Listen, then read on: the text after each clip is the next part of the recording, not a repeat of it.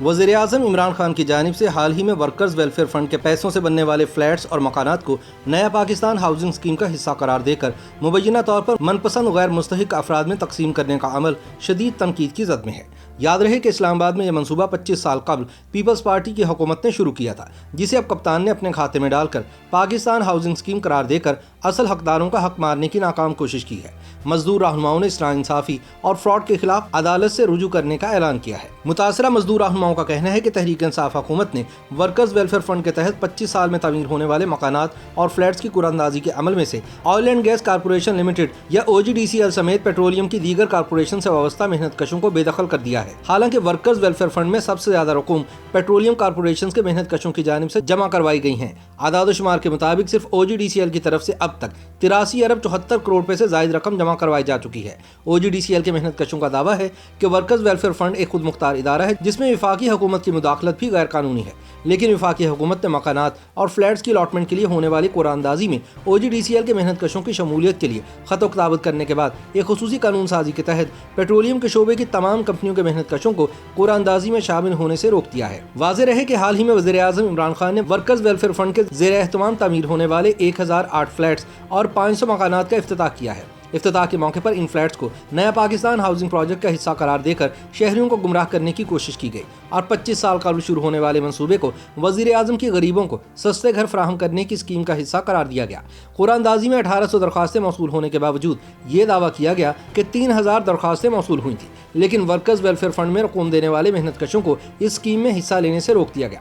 مذکورہ اسکیم کے حوالے سے لوگوں کو ڈاؤن پیمنٹ اور قسطوں کی رقم کے بارے بھی آگاہ نہیں کیا گیا۔ اس کے علاوہ فلیٹس کی کل مالیت سے بھی کسی کو آگاہ نہیں کیا گیا اور تاحال قرعہ اندازی میں کامیاب ہونے والے حقداروں کے ناموں کی فہرست بھی جاری نہیں کی جا سکی۔ واضح رہے کہ ورکرز ویلفیئر فنڈ سن 1971 میں قائم کیا گیا تھا۔ اس فنڈ کا مقصد ملک بھر میں پیداواری شعبے میں کام کرنے والے محنت کشوں کو سہولیات فراہم کرنا تھا۔ اس فنڈ کو ایک سیکرٹری اور بورڈ آف ڈائریکٹرز کی ایک خود مختار باڈی کے ذریعے چلایا جانا تھا۔ پیداواری شعبے میں کام کرنے والی ہر صنعت اور کمپنی جو سالانہ 5 لاکھ روپے سے زائد منافع حاصل کر رہی تھی، وہ منافع کا 2% حصہ ورکرز ویلفیئر فنڈ میں جمع کرانے کی پابند تھی۔ یہ رقم منافع میں محنت کشوں کے 5% حصے سے جمع کروایا جاتا ہے، جس کی وجہ سے یہ فنڈ بنیادی طور پر مزدوروں کی شراکت داری کی بنیاد پر چلایا جاتا ہے۔ اس فنڈ کے قوانین کے تحت جو کمپنیاں سالانہ بنیادوں پر فنڈ جمع کرواتی ہیں، ان کے محنت کش ورکرز ویلفیئر فنڈ کے مختلف منصوبہ جات سے مستفید ہو سکتے ہیں۔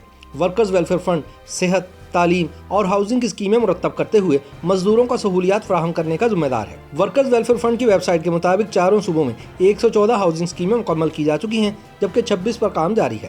اس کے علاوہ 31 پلاٹ ڈیولپمنٹ کی اسکیمیں بھی مکمل ہو چکی ہیں۔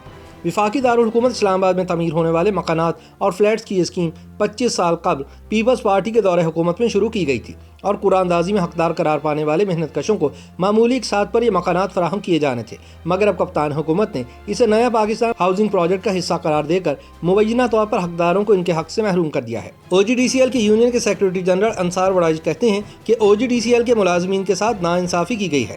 OGDCL نے آج تک 83 ارب 74 کروڑ روپے ورکرز ویلفیئر فنڈ میں دیے ہیں، لیکن ہمیں قرعہ اندازی میں شامل نہیں کیا گیا۔